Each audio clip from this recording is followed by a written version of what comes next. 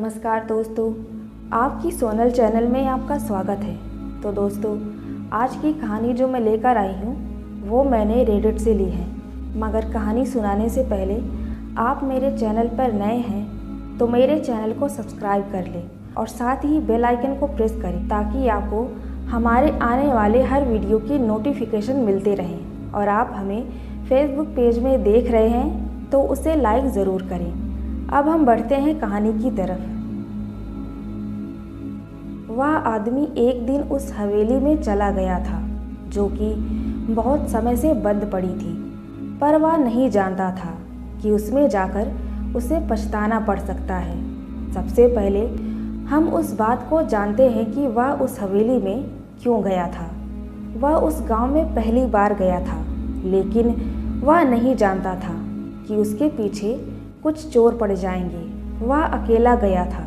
शायद यही वजह थी कि चोर उसका पीछा कर रहे थे। वह उस गांव में अपने दोस्त के लड़के की शादी में गया था, क्योंकि वह उसका बहुत अच्छा दोस्त था। इसलिए वह लड़के की शादी में जा रहा था। वह जिस बस में जा रहा था वहीं से दो आदमी उसका पीछा कर रहे थे।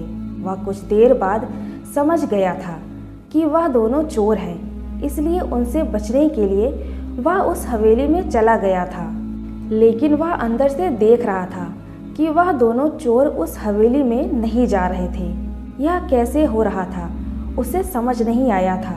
वह तो सोच रहा था कि यह दोनों बाहर क्या बात कर रहे हैं। उस आदमी को थोड़ा अजीब लग रहा था, पर उसे लगता था कि शायद वह इस हवेली में अंदर नहीं आना चाहती। लेकिन ऐसा क्यों था? क्योंकि वह अंदर आकर मुझसे सामान को चुरा सकते हैं। वह अंदर क्यों नहीं आ रहे? वह आदमी यह सब कुछ सोच ही रहा था कि उस हवेली की बिजली जल गई थी। यह देखकर वह आदमी थोड़ा डर गया था, क्योंकि यह सब कुछ कैसे हो गया है।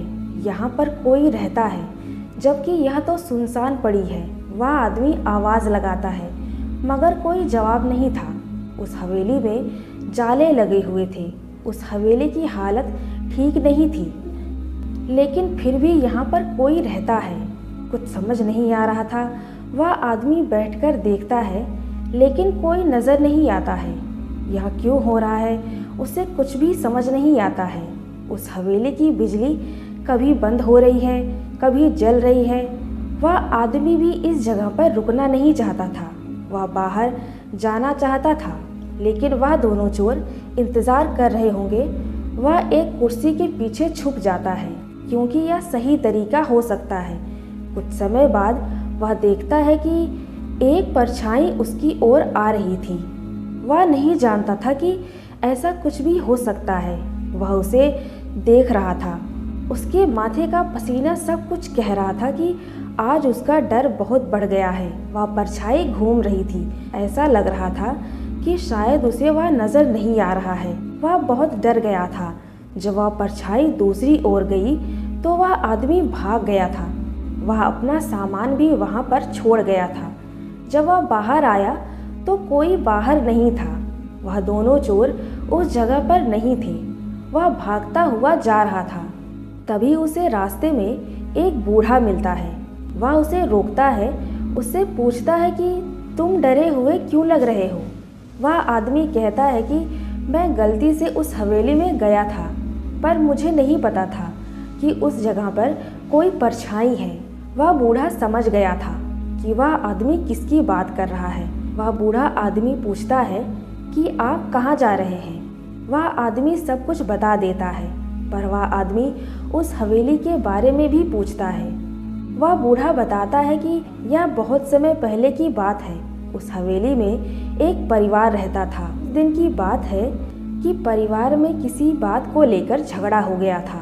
परिवार वाले उस आदमी को छोड़कर चले गए थे। कुछ दिन तक वह अकेला ही रहता था, पर कुछ दिन बाद ही वह भी मर गया था।